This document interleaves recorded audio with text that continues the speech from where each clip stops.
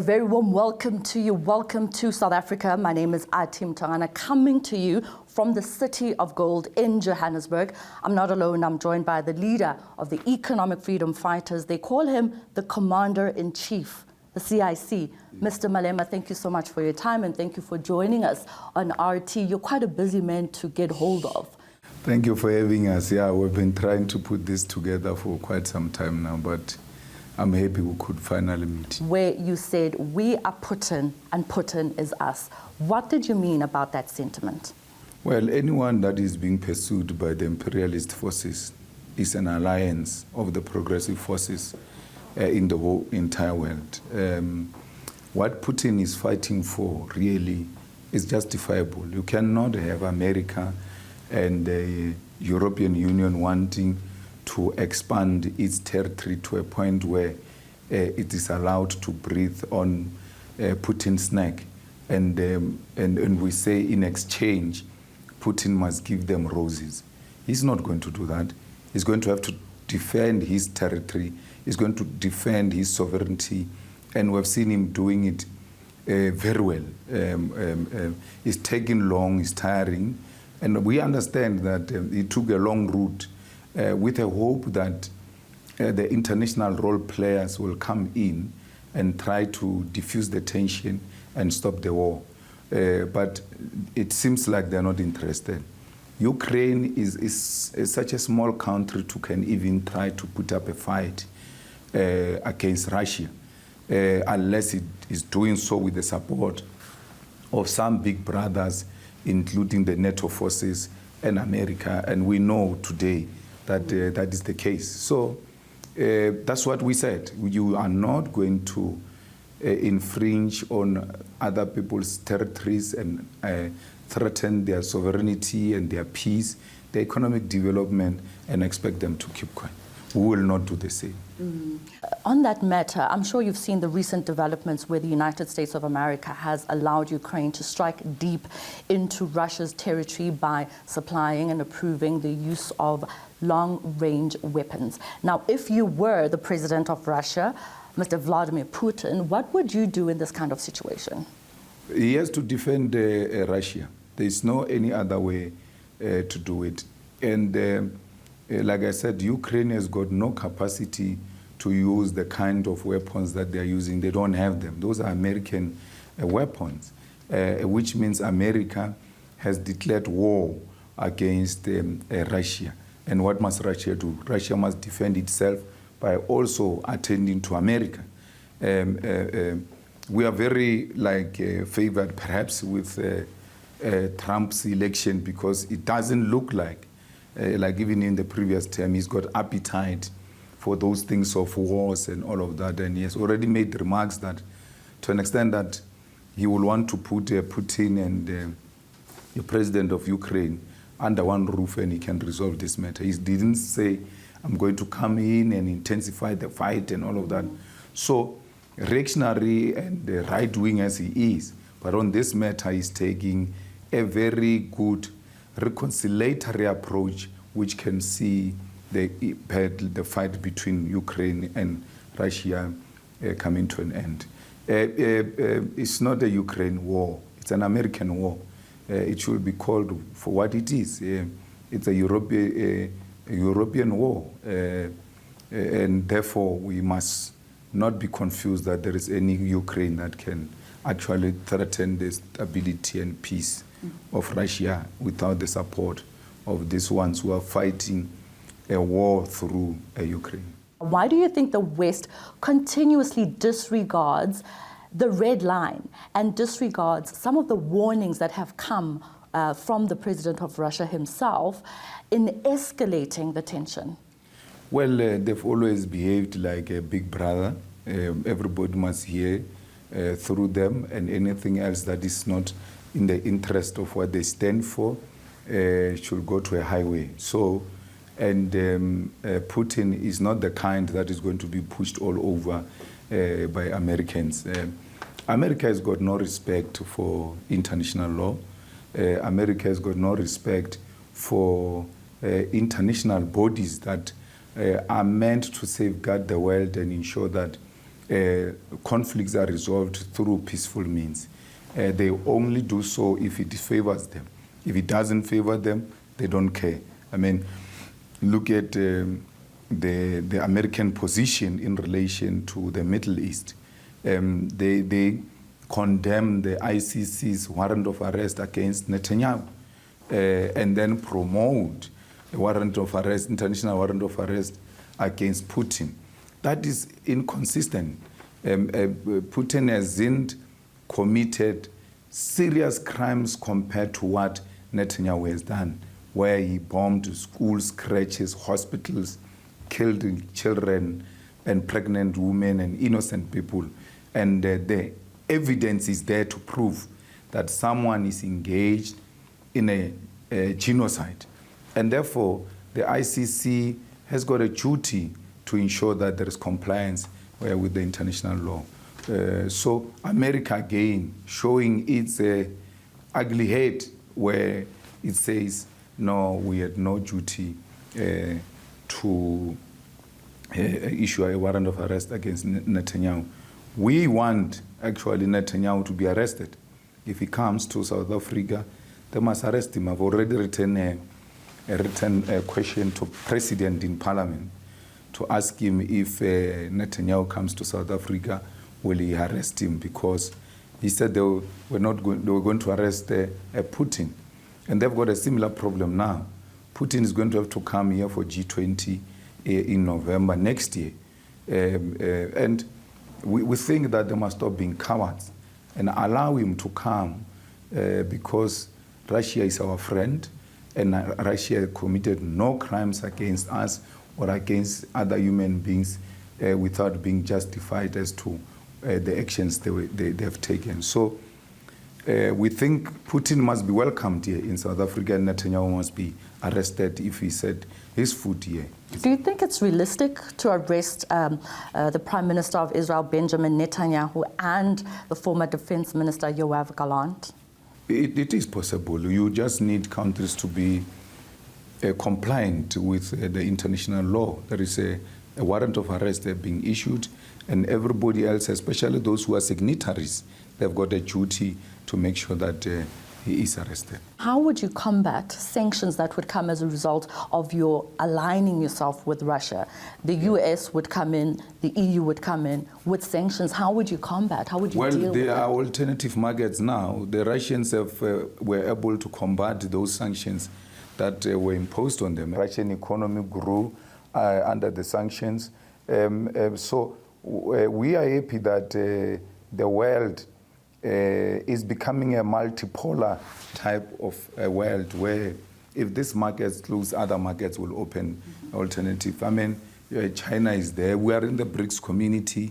If Europe close, if America close, we can look at in the BRICS communities as to which ones can they take our products. We can produce for ourselves, feed ourselves, and produce for the continent as well. Because it's not necessarily entirely correct that its influence will be to an extent that even our neighboring countries will be unable to trade with us. We cannot allow America to continue to violate all of us on the basis that they've got the power to impose sanctions on us. That is political dictatorship. That if you don't agree with me, I'm going to use a big brother stick to silence you. What would you say to the economic dependence of South Africa on Western states today? No, its dependence on those other Western states, it is a current affairs matter now. They are working those relations now.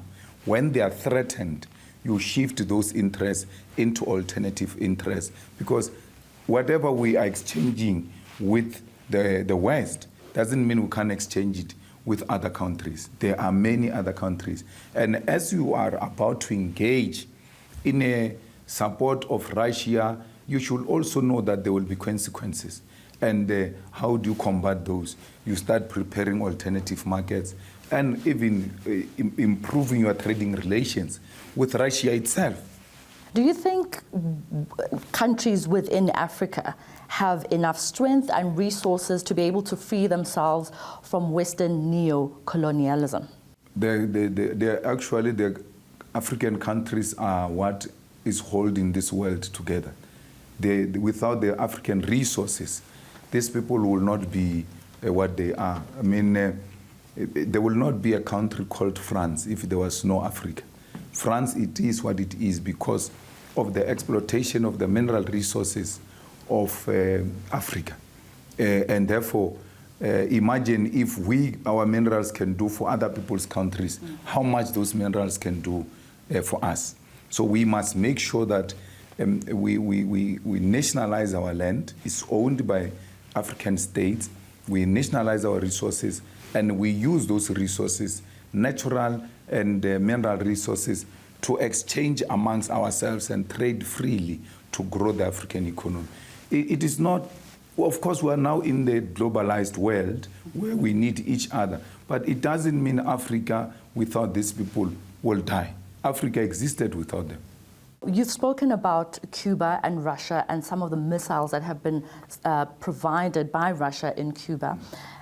I want to know from you, because the last time this happened, it led to a very near nuclear war. Now, if Russia were to repeat that, what do you think would happen today? That's what America should be thinking about, because Russia can repeat it. And the Cubans will allow them, because the Cubans are in a strategic relationship with Russia. And they've received a lot of support from Russians after America imposed an embargo on them. So the whole thing is about this nuclear war.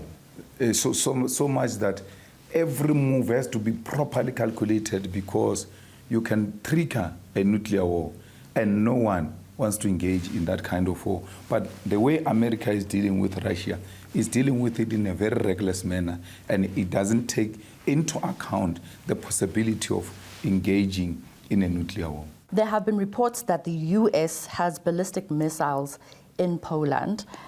Why do you think this has not brought the world to the brink of a collapse, considering the statement that I made earlier on that if Russia were again to supply missiles in Cuba, the last time that happened, it led to the near nuclear war. But considering the fact that the US is making inroads and building these bases, particularly this one in Poland, why do you think that hasn't come to a point where we are reaching a stage of a nuclear war? It is all pointing in that direction, unless something gets to be done. And then, like I said earlier, the elections in America have suggested that in relation to Russia-American relations, there could be a possible improvement of relations which can possibly avoid this nuclear war. It is not in the best interest of anyone. But Russians are not going to fold their arms when they're being threatened.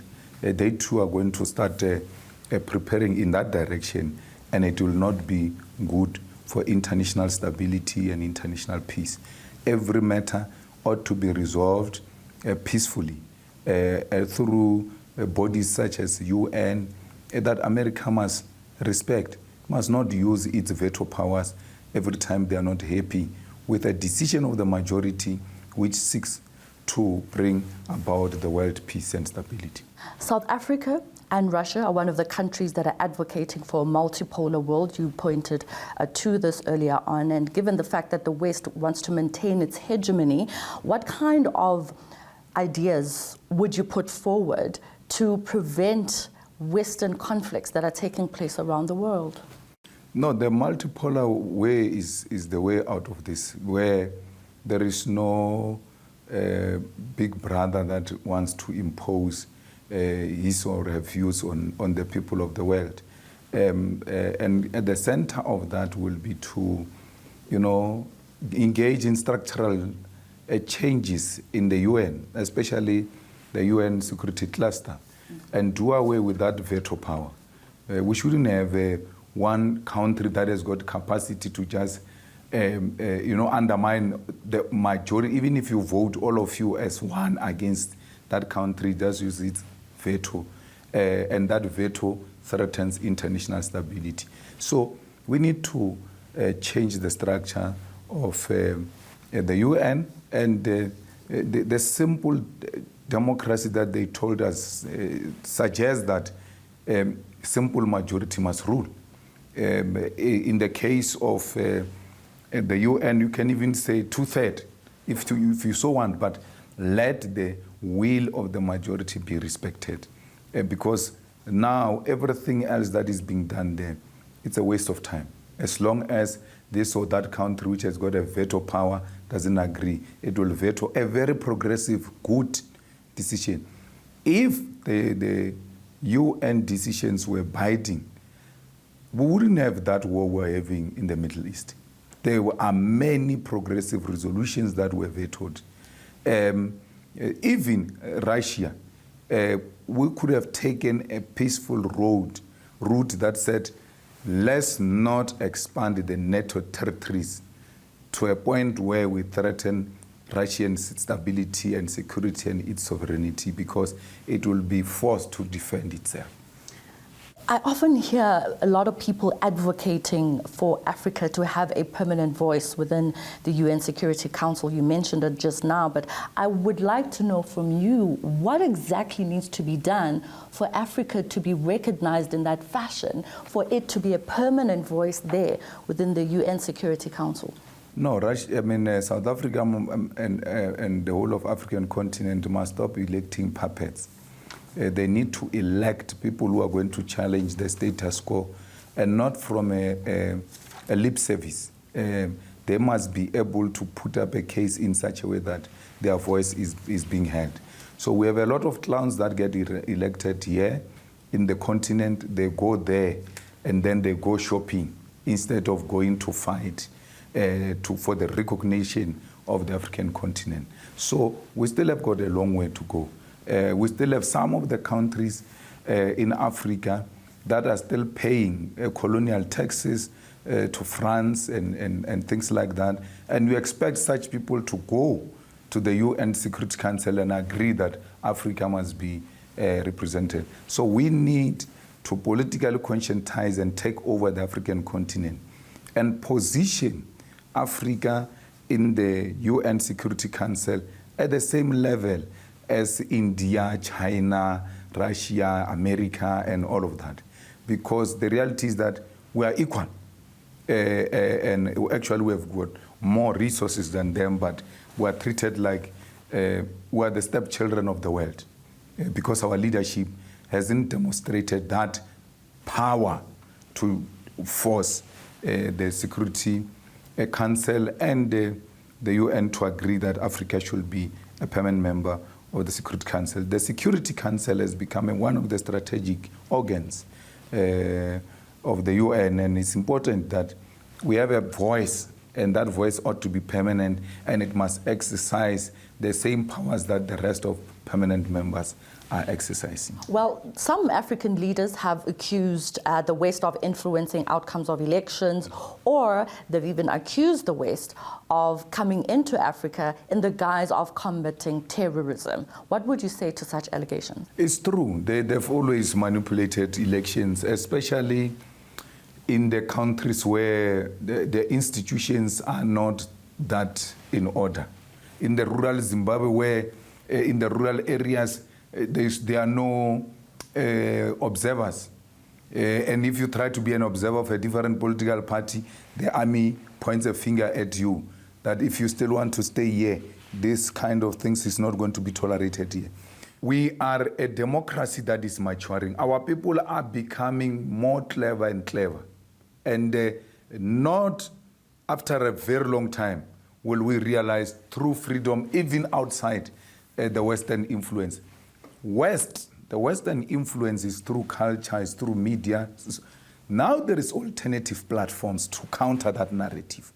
That's why even when the mainstream media wants to say whatever it wants to say, the alternative media gives us the correct information that we can critique, analyze, and accept which one becomes a better version. Look at RT today.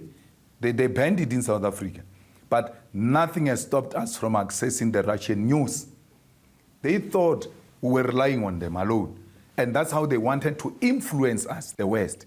so that they only feed us through their mainstream newspapers what is actually happening between Russia and Ukraine. The alternative media has given us the realities of what's transpiring in those countries. And South Africa is in a much, much more better position now to say we're with Russia, we're with Palestine, we're with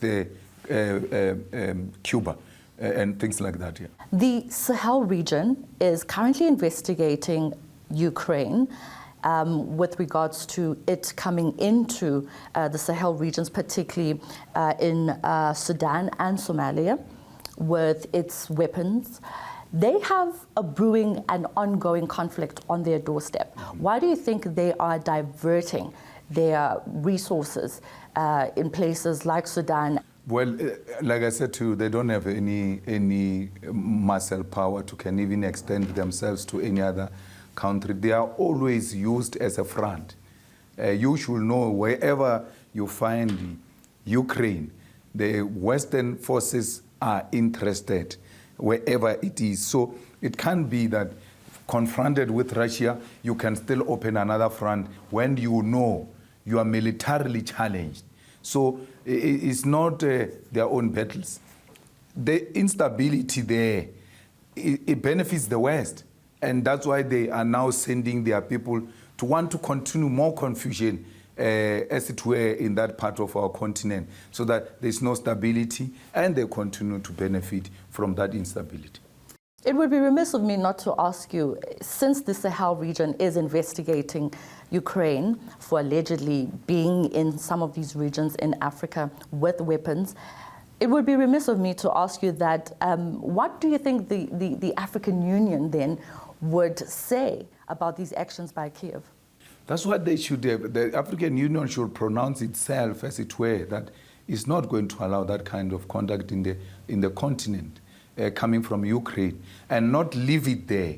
They must take it to the UN and to call for the condemning of the acts of Ukraine, because they are unacceptable. But they won't do it because they're in the pockets of these people.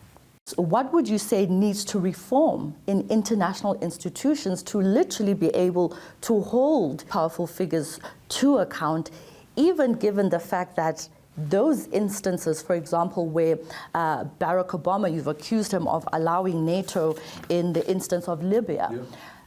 Do you think that coming up with ways to reform these international institutions would still go back and be able to trace these figures in their involvement in these issues around the world?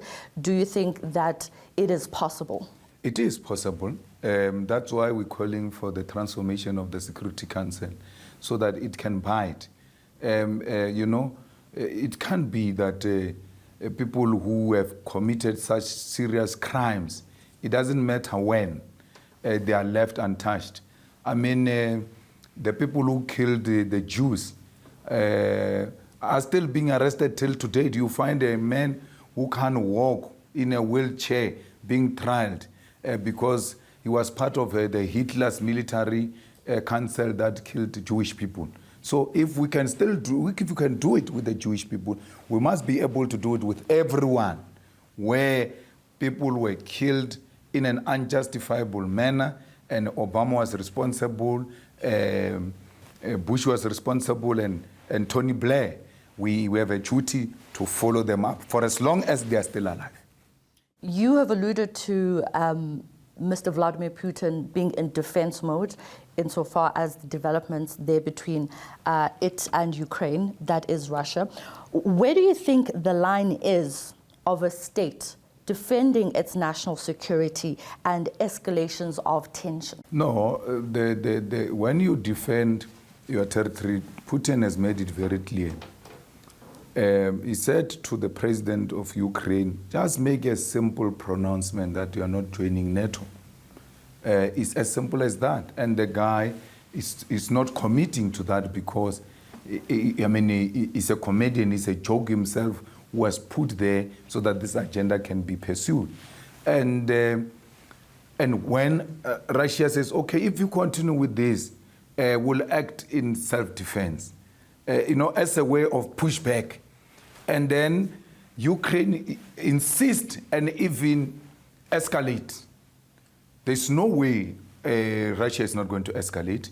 If Ukraine escalates, especially with the kind of sophisticated weapons that they do not have, Russia is going to have to use its own sophisticated weapons to defend itself. And America is to be blamed because America is the one that is supplying Ukraine. Talking about America, I want to go back to Donald Trump. You did speak about him earlier on. I want to ask you, what do you make of his impending second term in the White House, given his stance and the statements that he's made about Africa? Do you foresee any changes or weakening or strengthening of U.S. relations and Africa? No, I expect continuation of the same U.S. attitude towards the world. The Republicans and the Democrats are the same. It's like saying to me, and Fidel Castro makes that point very clear, it's like saying to me, I must differentiate between the two shoes, one shoe of the same pair of shoes and say, this one is better than the other one, but it's the same pair of shoe, but with two different shoes. So America, whether Republicans or Democrats, the American interest supersede any other interest. The difference is in the approach. Like I said to you, Trump is not a fanatic of war. He's a man who believes that we can still achieve what we want to achieve through other means. And we're likely to see some form of a resolution in Ukraine and Russia because he's got some respect, in fact, for Putin. We will see what's going to happen in the Middle East because he has eaten a lot of Jewish money, so he may have a difficulty in taking a very clear stance when it comes to the support of Israel and all of that. But the only slightest, smallest thing is that the guy is not a fanatic of war. And that helps us because that's what we want. We want a peaceful resolution. But America, even when it intervenes, it will not intervene in the best interest of anyone. It will find other methods and mechanisms to continue American agenda, even if it's not through war. Let me move to the IMF and the World Bank and their influence within the economy of Africa. Do you think there are alternative financial institutions that can certainly help alleviate the economic dire condition of African states? BRICS Bank must be strengthened. There must be more investment in the BRICS Bank. There must be more investment in alternative banks because the IMF and the World Bank are not interested in building Africa. Their assistance to the African countries is to cripple them and say to them, you can't perform certain duties, you can't put money in this and that. And when you look at that, it is actually the things that you can't put money in, austerity measures, are things that are the primary responsibility of a state. And when they say you can't put money in these things and impose austerity measures, they are actually collapsing that state. They are not helping Africa at all. So I think that the more emphasis has to be made that banks such as BRICS Bank should be strengthened so that they can be able to help African countries and the countries all over the world that need our support. I mean, Cuba has got so much potential. It's under American embargo. And with a BRICS Bank, whether Cuba is a member or not, but with its progressive agenda, there should be a deliberate, agenda and intention to help Cuba to stand on its own against American embargo and still be able to survive. Talking about BRICS, I want to leave that as a parting shot and ask you, where do you see BRICS in the next 10 years and what kind of ideas would you say BRICS needs to continue unifying and becoming this global South power? BRICS is an exciting alternative platform which is going to grow. In the last BRICS summit in Russia, more members have joined.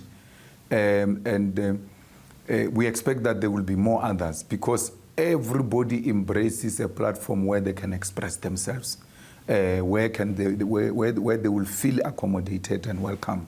And that's where BRICS is. We have a situation where our people are able to exchange ideas and trade together. And there's even talks about coming with an alternative currency against the dollar and all of that. So it's an exciting development, which we fully support. And we hope that we can have majority of the world being part of BRICS, and BRICS having learned from these other multinational bodies. What are their weaknesses? They don't repeat a similar mistake. They actually provide practical, working alternative program. Yeah. Mr. Malema, as I said before, you are a busy man, and we do appreciate you taking the time to talk to us on RT. Thank you so much for being here.